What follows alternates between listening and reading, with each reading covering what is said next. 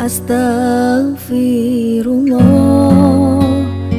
Assalamualaikum warahmatullahi wabarakatuh. Alhamdulillah wassalatu wassalamu ala rasulillah wa ala alihi wa sahbihi wa mawalah wa la hawla wa la quwata illa billahi wa ba'd.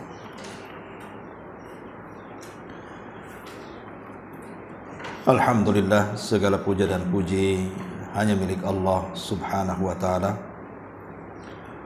Salat dan juga salam kita hadiahkan kepada Rasul kita Nabi besar Muhammad sallallahu alaihi wa ala alihi wasallam.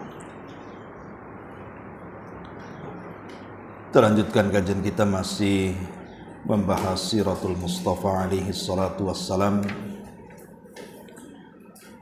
Dan minggu lalu kita sudah menjelaskan tentang biografi paman Nabi sallallahu alaihi wasallam, Abu Talib. Kemudian juga sedikit kita singgung tentang istri beliau, Khadijah bintu Khuwailid radhiyallahu anha.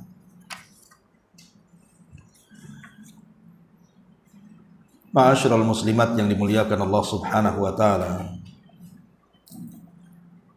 sedikit kita bicara tentang Khadijah kemudian masuk kepada Saudah. Kita tahu bahwa sejarah mencatat istri Nabi sallallahu alaihi wasallam yang pertama kali dinikahi Rasul adalah Khadijah bintu Khuwailid. Dialah awal istri Rasul yang disebut dengan Ummul Mukminin, ibunya orang-orang yang beriman.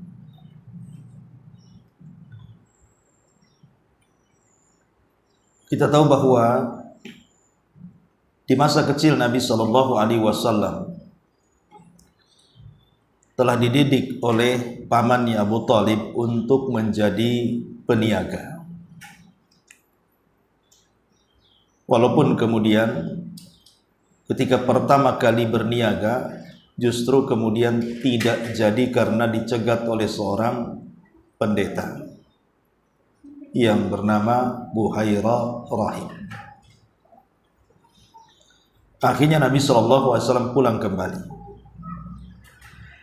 Singkat cerita, Nabi SAW kemudian menjadi penggembala kambing sampai beberapa tahun.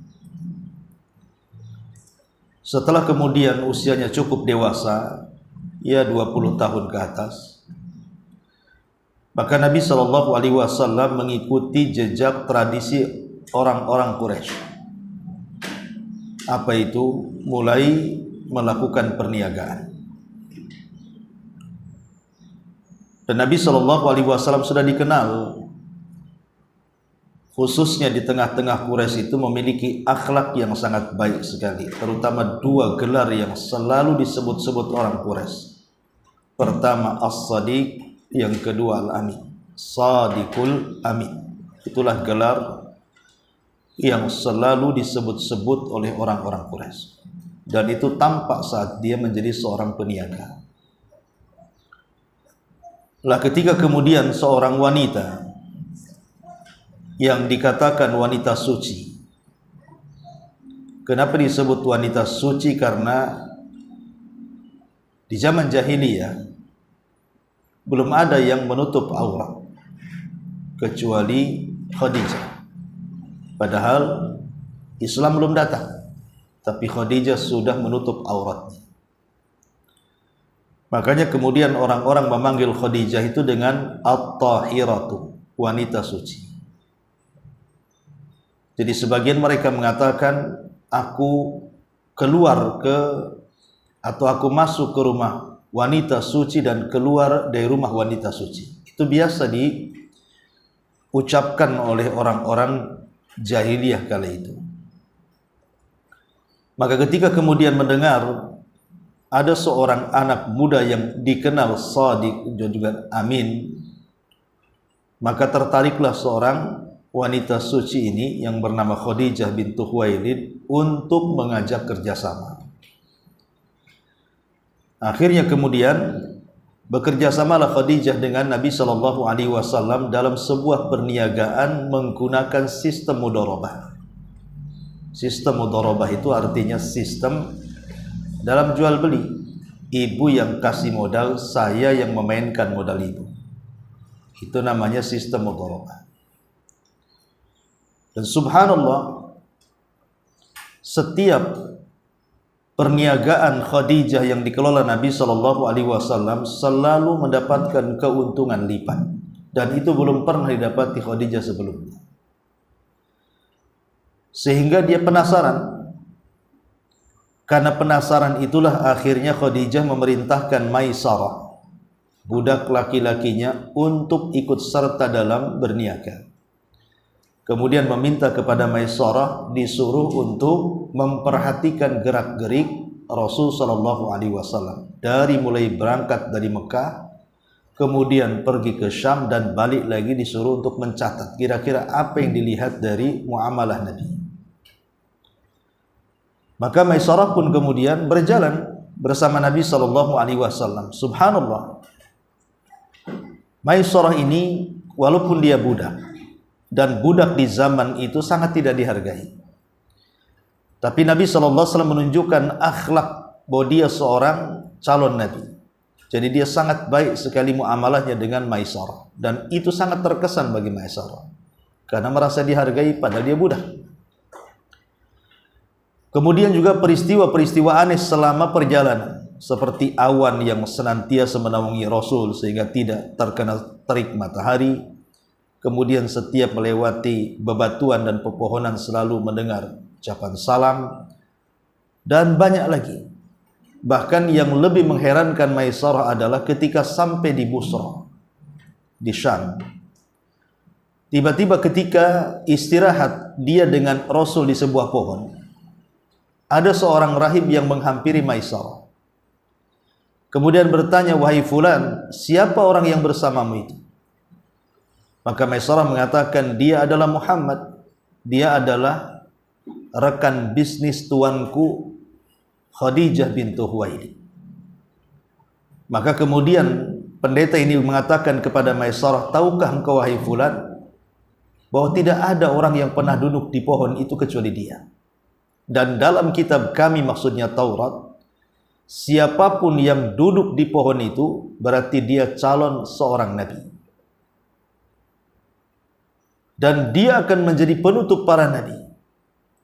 Kemudian dia bertanya lagi, "Adakah sebuah tanda di bahu orang itu?" Kata Maisarah, "Iya, dia memiliki tanda di bahunya." "Seperti apa tandanya?" "Seperti ini dan itu."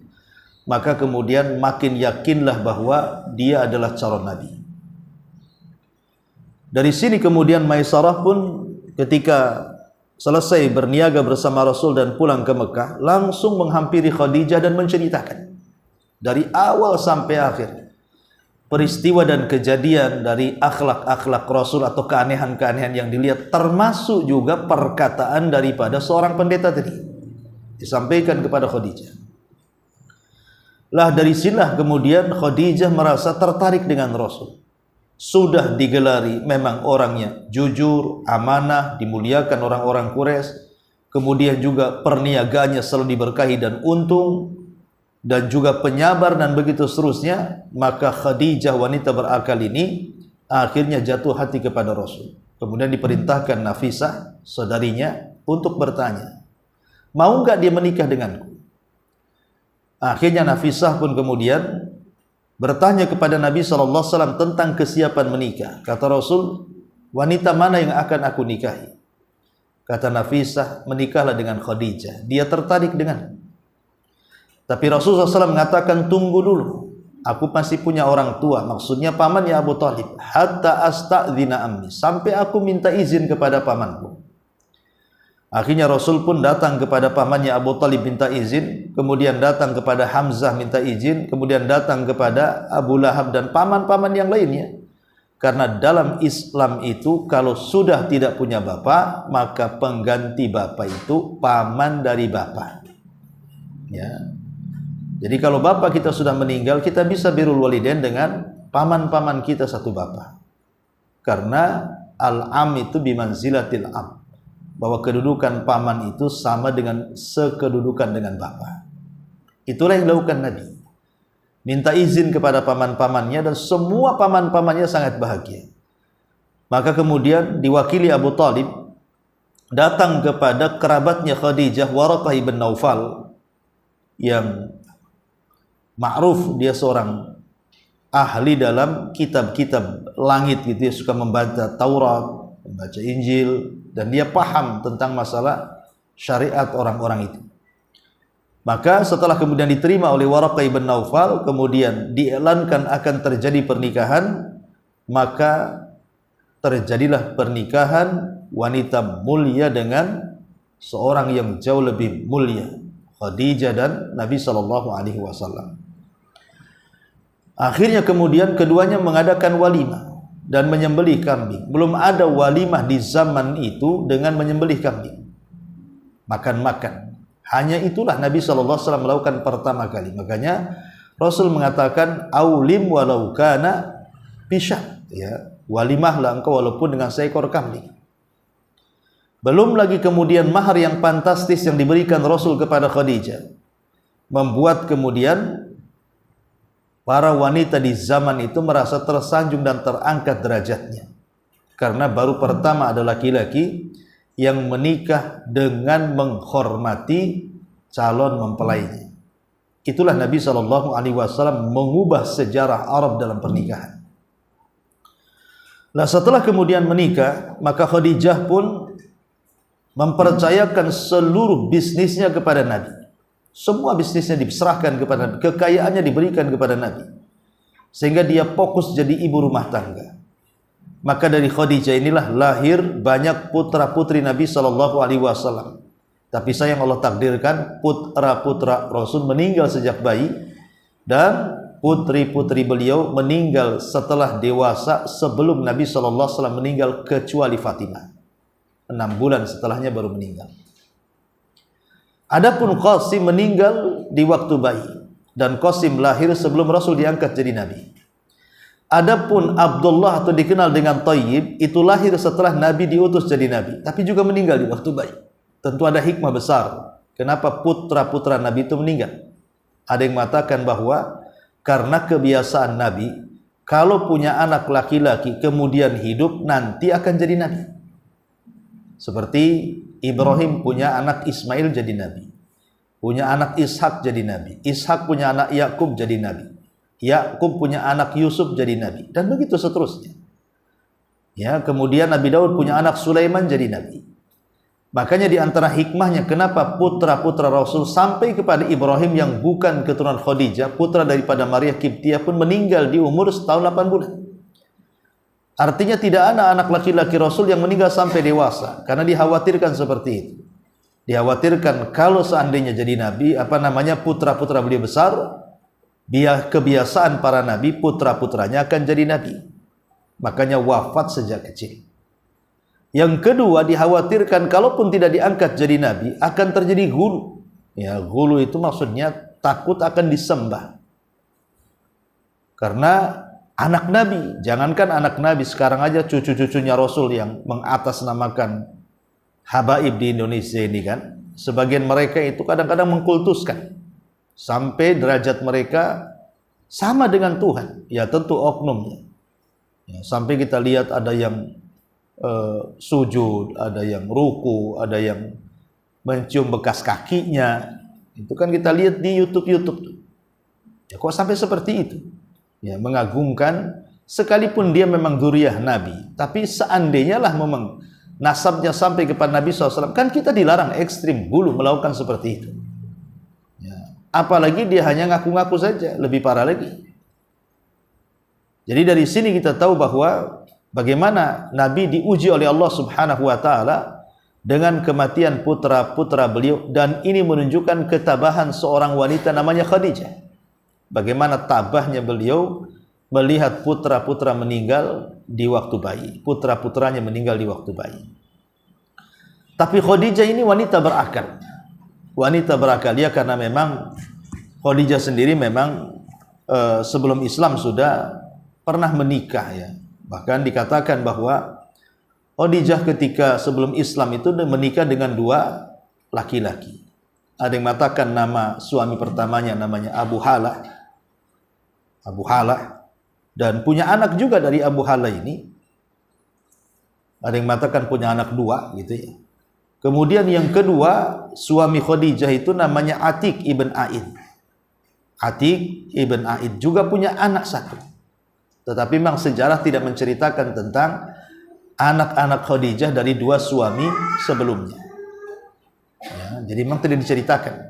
Tapi punya anak dari yang lainnya. Maksudnya dari selain Nabi SAW itu punya anak 3. Dari suami pertama 2, dari suami kedua 1 gitu ya. Dan dari Nabi punya anak banyak, sampai 6. 2 laki-laki dan 4 wanita.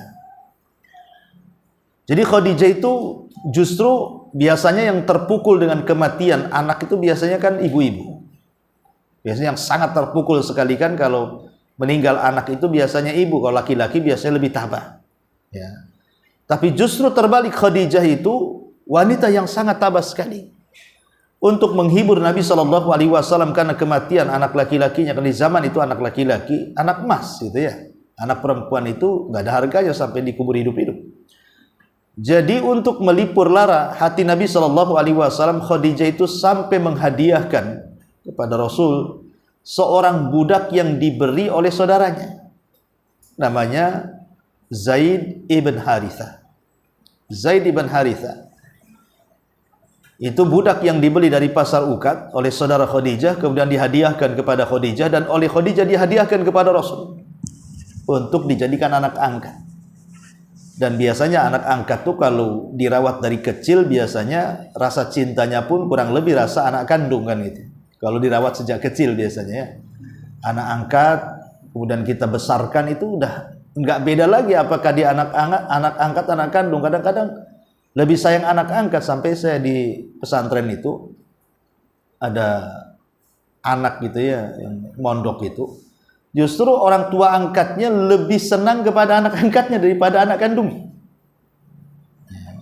Karena alasannya anak angkatnya lebih soleha, lebih nurut, mau di pesantren, lebih banyak membantu orang tua angkatnya dibandingkan anak-anaknya sendiri. Jadi terkadang lebih cinta pula sama anak angkat. Itu yang dirasakan Nabi. Dia cinta dengan Zaid ibn Harithah. Sampai-sampai ketika keluarganya Zaid hendak meminta dan membayar kembali, kemudian Rasul memanggil Zaid dan memilih, apakah engkau ingin ikut keluargamu ataukah engkau ingin ikut denganku. Rupanya Zaid lebih memilih ikut bersama Rasul. Saking senangnya Rasul, akhirnya mengangkat Zaid, nisbatnya atau nasabnya diganti dari Harithah menjadi Zaid ibn Muhammad. Tapi kemudian turun ayat surah Al-Ahzab di permulaan, tidak boleh bapak angkat mengangkat anak angkat dan dinasabkan kepada bapak angkatnya. Tetap nasab diberikan kepada bapak aslinya. Ya, walaupun dia sudah merawat sedari kecil. Karena itu lebih adil kepada penyebutan. Ya, bagaimanapun kan itu bukan darah daging dia, maka nasab itu tetap dikembalikan kepada bapak aslinya, bukan bapak angkatnya, walaupun diambil sejak bayi. Ya, turun surah Al-Ahzab. Makanya Rasul mengembalikan nasabnya dari Zaid ibn Muhammad kembali kepada Zaid ibn Harithah. Ya. Ma'asyiral muslimat yang dimuliakan Allah Azza wa Jalla. Lah setelah itu kita tahu bahwa Khadijah ini kan punya kerabat seorang pendeta, Waraqah ibn Naufal itu kan kerabatnya gitu. Jadi selama berumah tangga dengan Nabi SAW, Khadijah ini selalu menceritakan kejadian-kejadian aneh yang ditemui Rasul sepanjang perjalanan berumah tangga dengan Khadijah itu kepada Waraqah. Ya. Dan Waraqah selalu mengatakan bahwa suamimu itu akan jadi nabi. Jadi Khadijah itu sudah punya gambaran sebenarnya dari Waraqah ibn Naufal bahwa suaminya akan jadi nabi itu. Makanya kemudian Khadijah itu betul-betul sangat menjaga Nabi SAW dan menyerahkan seluruh kekayaannya kepada Rasul dan mencurahkan perhatiannya penuh dengan Nabi SAW. Sehingga ketika kemudian usianya Nabi SAW di usia 40 tahun, tentu Khadijah sudah lebih tua dibandingkan Rasul. Karena beda 15 tahun kan. Rasul usia 25 tahun, sementara Khadijah usia 40 tahun. Jadi kalau Rasul sudah 40 tahun, berarti Khadijah sudah 55 tahun kan itu ya. Sudah sepuh ya. Lah Nabi SAW ketika di usia 37 tahun, dia mulai berontak dengan fitrahnya, karena melihat kondisi orang-orang Quraisy itu bukan semakin baik, semakin hari itu maka semakin bejat, semakin jahat, sehingga dia akhirnya sudah tidak semangat untuk mengembangkan bisnis lagi. Mulai dia suka tafakur, ya. Akhirnya kadang-kadang sebulan di Mina, sebulan di Muzdalifah, sebulan di mana, sampai di usia 40 tahun, disitulah terjadi sesuatu yang mengejutkan Nabi. Selama 6 bulan Rasul selalu bermimpi, ya, mimpinya aneh seperti falak subuh. Kalau malam bermimpi besoknya menjadi kenyataan, malam bermimpi besoknya menjadi kenyataan. Banyak yang dimimpikan dalam mimpi Rasul, termasuk juga dia akan naik kepada sebuah gua, kemudian akan tinggal di situ dan akan didatangi oleh seorang laki-laki jelmaan malaikat. Itu sudah dimimpikan oleh Nabi. Makanya ketika betul-betul Rasul kemudian tahannut, ya, beriktikaf di gua itu, tiba-tiba di akhir-akhir Ramadan Jibril datang ke dalam gua, Rasul sudah tidak kaget. Cuman yang menjadi Rasul SAW ketakutan adalah ketika Jibril yang menjelma manusia itu memeluk Rasul dengan sangat erat sekali, kemudian memerintahkan untuk membaca sesuatu. Iqra ya Muhammad.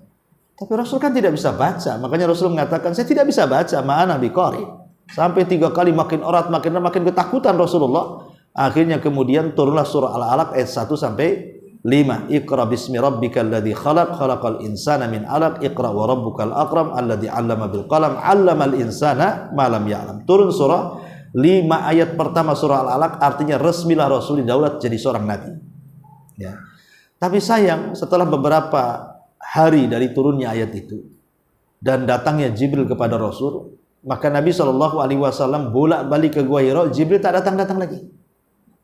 Nggak datang lagi, balik besoknya lagi Gua Hira. Kok nggak datang lagi orang itu ya? Balik lagi, berkali-kali sampai sesak dada Nabi. Sampai satu hari Rasul dikejutkan, ada yang memanggil dari arah langit. Ketika Nabi SAW melihat ke atas, rupanya Jibril datang bukan dalam bentuk manusia, tapi dalam bentuk aslinya dengan 600 sayap, yang satu sayap itu sadal ufuk, menutupi langit. Rasul takutlah. Makanya Rasul kemudian lari pulang ke rumah, kemudian datang kepada istri tercintanya Khadijah dan mengatakan, zammiluni zammiluni, selimuti aku. Khadijah paham suaminya sedang ada masalah besar. Makanya Khadijah kemudian berusaha untuk menenangkan Rasul, menyelimuti Rasul, kemudian masuk dalam selimut, kemudian membisikkan sesuatu yang menenangkan hati Rasul dan mengatakan, wahai suamiku, peristiwa hari ini tidak mungkin akan membawa kesialan bagimu. Tidak mungkin akan membawa kehinaan bagimu, karena engkau ini orang baik. Engkau ini kalau bicara jujur, engkau ini suka nolong orang, engkau ini suka membela orang, engkau ini suka bersilaturahim. Disebutkan kebaikannya, makanya Nabi SAW semakin tenang, akhirnya betul-betul hilang rasa takut itu. Tapi tidak cukup sampai di sini Khadijah itu. Lihat peran Khadijah luar biasa. Khadijah membawa Nabi SAW kepada Waraqah, kemudian mengkonsultasikan peristiwa itu.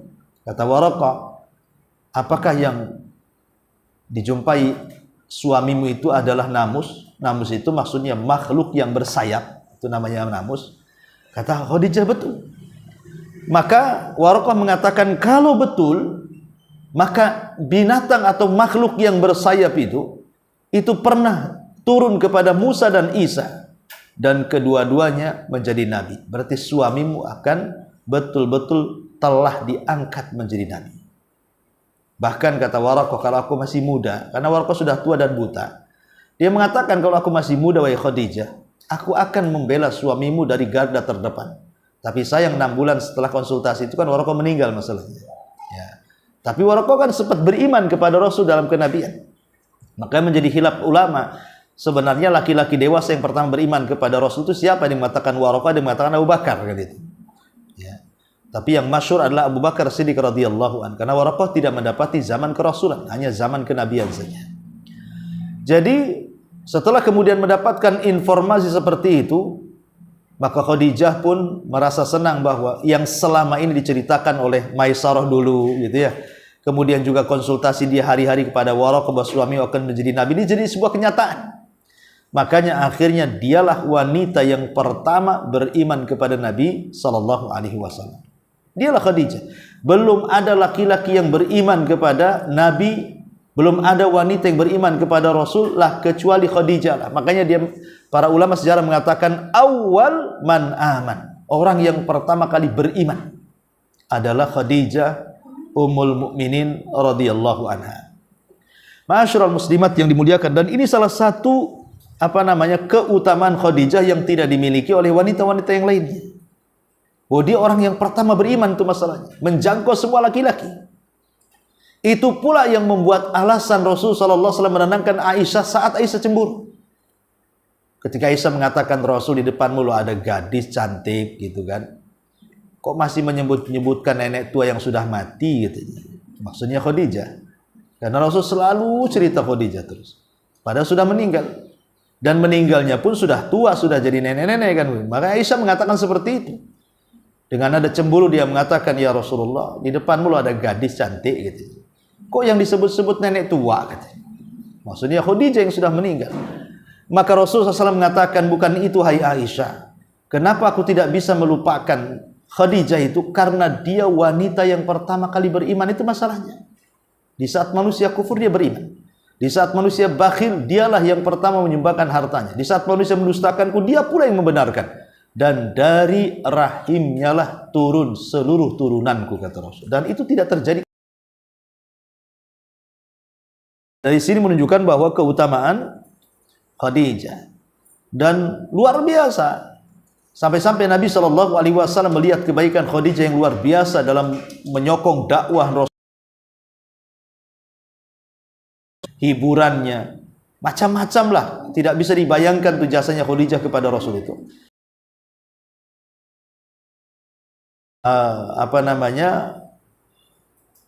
Laki-laki terbaik itu banyak. Kamu laminar rijali kathirun. Laki-laki yang sempurna itu banyak. Walam yakmul minan nisa illa arba'ah. Tetapi wanita yang sempurna itu tidak banyak kecuali 4 orang. Kemudian Rasul mengatakan, yang pertama Asiyah bintu Muzahim, istri daripada Fir'aun. Yang kedua Maryam bintu Imran, ibunda Isa bin Maryam. Yang ketiga Khadijah bintu Khuwailid, istri daripada Rasul. Dan yang keempat Fatimah bintu Rasulillah, putri daripada Rasul. Kemudian hadis ditutup dengan kalimat, adapun keutamaan Aisyah dengan kalian seperti makanan yang paling lezat di antara makanan-makanan yang tidak lezat. Ya. Artinya dari sini kita tahu bahwa begitulah keutamaan Khadijah luar biasa, dimasukkan atau dideretkan dengan wanita-wanita terbaik dunia dari zaman ke zaman. Ya wajar, karena kalau kita lihat biografi Khadijah itu luar biasa gitu ya. Jasanya besar dalam Islam, karena ketika itu tidak ada yang masuk Islam kecuali Khadijah. Seolah-olah Islam itu dibagi dua, separuhnya Rasul, separuhnya Khadijah. Baru setelah itu disusul dengan anak angkat beliau, Ali bin Abi Thalib. Kemudian disusul dengan budaknya beliau, Zaid Ibn Harithah. Jadi di rumah itu ada 4 orang yang beriman. Satu dari kalangan wanita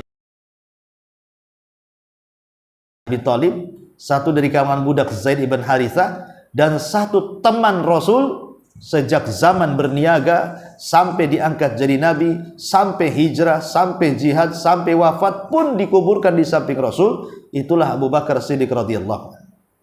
Jadi waktu itu hanya 5 orang ini saja. Rasul, Khadijah, Ali. 5 orang inilah Islam kemudian menyebar di mana-mana, termasuk jasa besarnya Abu Bakar tuh. Ya, yang mengajak teman-teman yang kemudian kebanyakan teman-temannya yang diajak awal-awal itu menjadi 10 sahabat yang dijanjikan masuk surga, atau dalam bahasa hadis al-asyaratu al-mubasysyiruna bil jannah. Ma'asyiral muslimat yang dimuliakan Allah Azza wa Jalla, ketika kan banyak tekanan-tekanan, tapi Khadijah itu tidak pernah kemudian membuat Rasul itu stres, membuat Rasul pusing, membuat Rasul menambah beban, itu tidak. Justru tekanan-tekanan dari orang-orang musyrik itu dihadapi dengan kesabaran, dihadapi dengan motivasi. Jadi Khadijah itu betul-betul memotivasi Nabi supaya terus berjuang. Ya itulah makanya ada istilah kan di balik kesuksesan seorang laki-laki itu ada kecerdasan wanita di belakangnya. Berarti sebaliknya ya, di balik loyonya laki-laki akan ada wanita yang loyo di belakangnya. Gitu. Jadi ya memang harus betul-betul ya. Dan ini juga sebuah pelajaran bagaimana Khadijah itu tidak pernah membuat pusing suaminya. Makanya nanti di surga di mana di dalamnya tidak ada kebisingan dan tidak ada kelelahan. Kenapa? Karena Khadijah tidak pernah buat bising suaminya dan tidak pernah buat lelah suaminya. Kalau ibu kan terbalik, buat bising suaminya, buat lelah pula suaminya. Udah melelahkan suaminya, bising pula. Ya, intinya bagaimana kemudian Khadijah itu sangat berperan dalam Islam. Bahkan ketika apa yang sudah kita jelaskan Hisar kemarin kan, pemboikotan Bani Hashim dan Bani Muthalib oleh 18 kabilah di Jahal. Disitulah nampak bagaimana habisnya harta Khadijah. Padahal Khadijah itu orang paling kaya. Kalaulah seandainya orang-orang kaya Mekah itu dari kalangan laki-laki dikumpulkan, kemudian dibandingkan dengan kekayaan Khadijah itu, Khadijah masih lebih kaya. Saking kayanya dia itu ya. Tetapi habis ludes ketika terjadi pemboikotan. Karena untuk memberi makan dua kabilah besar, ya habis juga lama-lama kan. Apalagi diboikot di mana-mana. Ya, tapi itulah bentuk pengorbanan Khadijah kepada Rasul, bukan hanya fisiknya tapi hartanya bahkan kepada jiwanya. Luar biasa ya. Masyaallah muslimat yang dimuliakan Allah Subhanahu wa taala. Makanya kemudian rasa cinta Nabi kepada Khadijah itu tinggi. Di zaman ketika Rasul beristri Khadijah itu tidak kepikiran poligami Rasul itu. Kenapa? Karena seandainya Nabi SAW mengumpulkan banyak wanita dalam kehidupannya, itu sudah terwakili satu wanita Khadijah. Jadi tidak perlu banyak-banyak wanita. Ya. Jadi terwakili semuanya, sifat-sifat semuanya terwakili dengan Khadijah. Itu yang membuat nyaman Nabi SAW. Makanya kemudian meninggalnya Khadijah itu membekas bagi Rasul. Dan itu bukan sehari dua hari, ya, sampai 1 tahun. Bayangkan Nabi SAW sampai menangis, ya kan? Teringat dengan istrinya Khadijah. Mungkin bahasa orang sekarang itu ya, lihat pohon pisang kayaknya lihat dia gitu kan. Ya, lihat apa lemari kayak ada dia di situ. Ya pokoknya terngiang-ngiang sampai kalau ada kawannya Khadijah itu kemudian mempertanyakan soal Khadijah atau ada saudaranya datang menemui Rasul, ketika mendengar suaranya mirip dengan suara Khadijah, langsung disembelih kambing. Kemudian dibagikan ke teman-temannya. Seperti itulah Rasulullah SAW sangat cintanya dengan Khadijah dan kesedihan saat meninggalnya Khadijah. Makanya Ummu Aiman atau Haulah bintu Hakim, dia mengatakan, lah kesedihanmu kata, ketika meninggalnya Khadijah itu. Dengan cara apa kata Rasul? Menikah. Aku ada 2 wanita, 1 janda, 1 gadis. Kau tinggal milih. Ya. Kemudian kata Rasul, siapa yang janda, siapa yang gadis? Kata Ummu Aiman atau yang mengatakan Haulah bintu Hakim, adapun janda dialah Saudah bintu Jam'ah. Adapun gadis dialah putri As-Siddiq Abu Bakar As-Siddiq Aisyah Ummul Mukminin radhiyallahu anha. Kau tinggal milih. Walaupun kenyataannya dua-duanya dinikahi Nabi. Ada yang mengatakan Saudah dulu baru Aisyah, ada yang mengatakan Aisyah kemudian Saudah. Walaupun pendapat yang masyhur Rasul menikah dengan Saudah, tapi karena Saudah itu kan sudah tua, jauh dibandingkan Rasul, sudah menopause, sudah tidak ada gairah, sehingga dia ya maksudnya hanya sebagai teman hidup saja, bukan untuk memuaskan atau menenangkan, tidak. Makanya kemudian Rasul hampir menceraikan Saudah. Tapi Saudah meminta kepada Rasul untuk tidak menceraikannya. Tetapkan aku menjadi istrimu di dunia dan di sorga, katanya. Tetapi bagian malamku aku serahkan kepada Aisyah. Makanya Aisyah dapat 2 malam karena bagian dari Saudah. Karena Saudah sudah tua kan gitu ya. Memang gak bisa lagi melayani Nabi SAW, apalagi tenaga pun sudah tidak ada. Ya, tapi karena dia masih ingin jadi istri Rasul, makanya dia menyerahkan malam itu kepada Aisyah. Dari sini dalam ilmu rumah tangga, dalam ilmu berumah tangga dibolehkan kalau suami istri bertengkar, kemudian istri minta rujuk kepada suami, suami boleh minta syarat, baik kau rujuk kepadaku, tapi setahun tidak kunafkahi kamu. Boleh, ya. Karena ini kan sama kan, yang penting kan balik, islah kan. Ya, setahun aja lah bang katanya. 2 tahun berat kali. Tapi dibolehkan seperti ini. Walaupun merugikan kan dibolehkan, karena ini merugikan saudah. Berarti Rasul tidak pernah nginep di rumahnya kan, karena dikasihkan sama Aisyah masalahnya, malamnya kan. Maka ini bisa dikias, boleh. Begitu juga ibu juga bisa sebaliknya, kalau suami cerai minta balikan gitu, ya nggak apa-apa bang balikan, tapi nafkahnya tambah. Kemarin 20.000 per bulan, saya minta 1 juta, gitu kan. Nggak masalah, itu namanya islah, yang penting balik gitu. Nah itu dibolehkan dalam ilmu rumah tangga seperti itu, ya. Karena ini supaya menjadi efek jera gitu ya, baik kepada suami ataupun istri, supaya jangan mudah untuk berpisah gitu maksudnya. Jadi balikan kepada kisah ini. Jadi ketika kemudian musim pemboikotan itu luar biasa, Khadijah itulah menghabiskan semua kekayaan. Makanya kemudian juga dijelaskan di sini, kalau kita lihat apa yang dikatakan pengarang di sini, Khadijah berpulang ke rahmatullah di sini. Beliau mengatakan di sini, setelah 2 bulan atau 3 bulan setelah wafatnya Abu Thalib, Ummul Mukminin Khadijah Al-Kubra ini pun wafat tepat pada bulan Ramadan tahun 10 kenabian dalam usia beliau di 65 tahun. Sedangkan Nabi SAW ketika itu usianya 50 tahun. Lah sosok Khadijah merupakan nikmat Allah yang paling besar bagi Rasulullah. Selama 1/4 abad hidup bersamanya, dia senantiasa menghibur Rasul di saat beliau cemas, memberikan dorongan di saat-saat paling kritis, menyokong penyampaian risalahnya, mendampingi beliau dalam rintangan jihadnya, dan selalu membela baik dengan jiwa maupun dengan hartanya, ya. Dalam rangka mengenang itu, Nabi SAW sering bertutur kata, dia telah beriman kepadaku saat manusia sedang kufur. Dia memberikan kepadaku harta di saat manusia bakhil, dan Allah menganugerahkanku anak-anak dari rahimnya, sementara tidak ada istri yang lain yang berikan keturunan kepadaku. Karena Ibrahim bukan dari istri itu, tapi nabi budaknya kan, Maria Kiptiah, ya. Jadi Rasul itu tidak pernah melupakan jasanya Khadijah. Ini kalimat ini suka diulang-ulang di depan para sahabat untuk mengenang kebaikan Khadijah. Terkadang Rasul ngomong kemana-mana, tahukah kalian kebaikan Khadijah seperti apa? Maka Rasul menyebutkan kalimat ini. Dia wanita yang pertama beriman sebelum kalian beriman. Dia wanita yang pertama kali membenarkan sebelum kalian membenarkan. Dia wanita yang pertama menginfakkan harta sebelum kalian menginfakkan. Dan dari rahimnya lah seluruh keturunanku lahir. Selalu Rasul ngomong seperti itu, saking cintanya dengan Khadijah bintu Khuwailid ini, ya.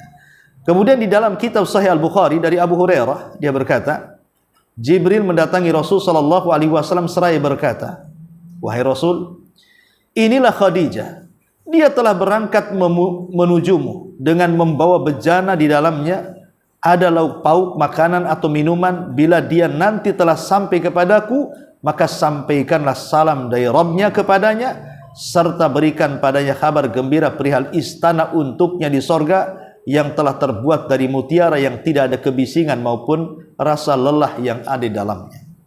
Dan ini sudah pernah saya ceritakan bagaimana kematian Khadijah. Jadi saat pengepungan selesai karena surat pemboikotan yang ditempel oleh Abu Jahal di Ka'bah itu dimakan rayap, sehingga tidak tersisa kalimat kecuali Bismikallahumma. Yang lainnya hilang dimakan rayap, ya. Sementara kan perjanjian itu selama masih ditempel maka berlakukan pemboikotan. Tapi ketika kemudian dia sudah hilang, berarti berakhirlah pemboikotan. Itu perjanjiannya, ya. Rupanya Allah mengutus ulat kan di situ, memakan kertas-kertasnya sampai akhirnya tidak tersisa lagi kecuali hanya robekan kecil tulisan Bismikallahumma, itu saja. Berarti dengan hilangnya perjanjian itu berarti berhentilah pemboikotan sampai di sini. Dan itu pun mukjizat dari Nabi, memberitahu kepada Abu Thalib, wahai pamanku, bilang sama Abu Jahal dan bilang sama tokoh-tokoh Quraisy itu, perjanjian itu sudah tidak ada lagi. Kalau tidak percaya, masuklah kalian ke Ka'bah.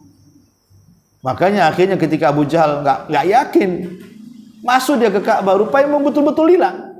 Ya terpaksalah akhirnya harus berhenti pemboikotan dari sini. Apalagi dengan banyaknya perlawanan yang tidak setuju dari tokoh-tokoh Quraisy yang lainnya tentang pemboikotan, karena bagaimanapun Bani Hashim dan Muthalib itu kan masih ada hubungan kerabat dengan mereka. Jadi ya melihat mereka kelaparan memakan daun-daun akar-akaran itu kan tidak tega, makanya orang-orang Quraisy sendiri sudah mulai berontak. Dan surat itu pula yang ditempelkan di Ka'bah dimakan rayap, makin lagi kemudian berhasil menggagalkan cukup 3 tahun pemboikotan itu. Lah disinilah Khadijah habis hartanya, sering sakit-sakitan, yang berakhir dengan kematian setelah pemboikotan ini. Lah saat kemudian terakhir detik-detik akhir Khadijah itulah, Khadijah ingin memanjakan Nabi SAW. Selama ini kan dalam pemboikotan itu Khadijah tidak bisa masak enak. Karena bagaimanapun melihat sesama mereka yang diboikot, mereka makan apa adanya, tidak mungkinlah makan enak kan itu. Jadi setelah pemboikotan itu mungkin Khadijah masak masakan yang enak kesukaan Rasul, maka dimasaklah dengan penuh cinta, kemudian juga disediakan tempat yang layak. Kemudian ketika hendak mencari Nabi, tak ketemu. Sana cari sini tak ketemu. Rupanya Nabi ada di sebuah tempat di atas bukit. Bayangkan usia 65 tahun. Bawa makanan di tangannya. Naik bukit untuk menemui Rasul. Terkadang jatuh, terkadang bangun. Apalagi sudah sakit-sakitan. Tapi demi menyenangkan Nabi SAW, suami tercintanya, tetap dia naik ke atas. Ya. Lah dalam perjalanan itulah Jibril ngomong sama Rasul, Muhammad, sebentar lagi Khadijah akan datang. Dia membawa makanan dan lauk pauk. Nanti kalau dia sampai, sampaikan salam dari Allah dan dariku kepada Khadijah. Satu-satunya wanita yang mendapatkan salam dari Allah hanyalah Khadijah. Tidak ada. Siapa yang dapat salam dari Allah? Selain Khadijah tidak ada. Kalau Aisyah dapat salam, ya dari malaikat Jibril. Tapi dari Allah tidak. Dan ini kemuliaan yang luar biasa, dapat salam dari Allah Azza wa Jalla. Makanya ketika kemudian Khadijah sampai di atas, justru dia tidak berpikir soal capeknya dia nanja. Ya tidak pernah muring-muring kayak ibu, nyari suami gak ketemu, selalu ketemu dimarah-marah, kemana aja kau katanya. Cari ke sana kemari gak ketemu, handphone diblokir sana sih kan itu kan Khadijah nggak ada kayak gitu tuh. Ya kalau ketemu ya justru perkara-perkara yang samping itu ya dikesampingkan betul. Kalau ibu enggak, yang samping itu dikedepankan, yang ke depan itu dikesampingkan gitu ya. Tujuannya enggak tercapai gitu ya, yang bukan tujuan itu pula dibesar-besarin. Ya justru pertanyaan di mananya itu yang kemudian yang paling besar itu. Di mana? Aku cari kemana-mana tak ketemu. Jadi setelah ketemu dengan Nabi SAW, disitulah Khadijah melihat raut muka Rasul kayak sedih, kayak stres gitu ya. Ya gimana habis pemboikotan 3 tahun? Maka Khadijah mengingatkan kembali soal nasihat Waraqah. Wahai suamiku, ingat dulu Waraqah pernah berwasiat sebelum meninggal kepada kamu. Jadi menyemangati dengan semangat nasihat Waraqah, bahwa orang sepertimu dan yang membawa orang sepertimu itu pasti akan diberikan ujian dengan berbagai macam ujian. Bersabarlah wahai suamiku. Jadi terus istrinya ini yang ngasih semangat, semangatlah Nabi. Ya. Kemudian setelah Khadijah memberikan semangat, Rasul pun makin cerah. Baru Rasul mengatakan, tadi Jibril datang kepadaku. Dia menitipkan salam dari Rabbmu dan dari Jibril. Maka kemudian Khadijah mengatakan, Allahumma antas salam wa minkas salam tabarakta ya dzal jalali wal ikram. Ya, titipkan salamku kepada Jibril juga. Nah dari situ kemudian Nabi SAW melihat agak aneh ya, dengan pelukan Khadijah itu. Semakin dipeluk semakin lunglai, semakin lemas, semakin kayak nggak ada tenaga. Nah, rupanya saat dalam pelukan Rasul itu malakul maut datang dan mencabut nyawa Khadijah. Jadi betul-betul meninggal di pelukan Nabi SAW. Sementara Rasul justru meninggal di pelukan Aisyah Ummul Mukminin radhiyallahu anha. Ya. Jadi memang luar biasa perjuangan Khadijah, sehingga wajar kalau seandainya ada kesedihan di raut muka Rasul. Makanya tahun kematiannya disebutkan di sini adalah tahun kesedihan atau amul hazni. Kesedihan datang silih berganti dan peristiwa tersebut disebut Amul Hazni, tahun kesedihan. Bagaimana dua orang yang dicintai beliau meninggal dunia. Pertama Abu Thalib, yang memang dari kecil merawat dia dari umur 12 sampai menikah dengan Khadijah, sampai jadi nabi, sampai berdakwah pun Abu Thalib paling depan. Yang kedua Khadijah, yang selama ini mengangkat derajat, ya, yang telah memberikan kekayaan, yang mendorong dia, yang memberikan keturunan dan begitu seterusnya. Makanya dengan meninggalnya dua manusia mulia ini menjadi kesedihan tersendiri bagi Rasul. Makanya di sini ada bab kesedihan datang silih berganti. Ya. Kata beliau, dua peristiwa sedih tersebut berlangsung dalam waktu yang relatif berdekatan, sehingga perasaan sedih dan pilu menyayat-nyayat hati Rasulullah. Kemudian cobaan demi cobaan terus datang secara beruntun dari kaumnya. Sepeninggal Abu Thalib, nampaknya mereka semakin lancang terhadap beliau. Mereka dengan terang-terangan menyiksa dan menyakiti beliau. Maka bertambahlah kesedihan demi kesedihan yang dialami. Hal mana membuat beliau hampir putus asa untuk mendakwai mereka. Ya, karenanya beliau pergi menuju Taif dengan harapan penduduk mau menerima dakwah beliau, melindungi dan menolong beliau melawan perlakuan kaumnya. Namun beliau sama sekali tidak melihat ada seorang pun yang mau melindungi beliau dan menolongnya. Bahkan sebaliknya, mereka menyiksa dan memperlakukan dengan cara yang lebih sadis daripada apa yang dilakukan oleh orang-orang Mekah itu sendiri. Jadi dari sini juga ada sebuah faedah, Bu. Terkadang sifat musibah itu beruntun. Terkadang sifat musibah itu beruntun. Terkadang satu musibah belum selesai, datang musibah yang lainnya. Ya kan? Ingat kemarin saya waktu membaca berita itu tentang seorang dokter meninggal. Ya. Kemudian bapaknya mendengar anaknya meninggal karena alasannya perundungan atau apa gitu ya. Iya, perundungan, istilahnya bullying ya. Kemudian bapaknya meninggal, kena jantung, meninggal juga bapaknya. Bagaimana perasaan ibunya kan itu? Terkadang ya musibah itu datang beruntun, belum satu selesai, tahu-tahu datang musibah yang lain. Ya.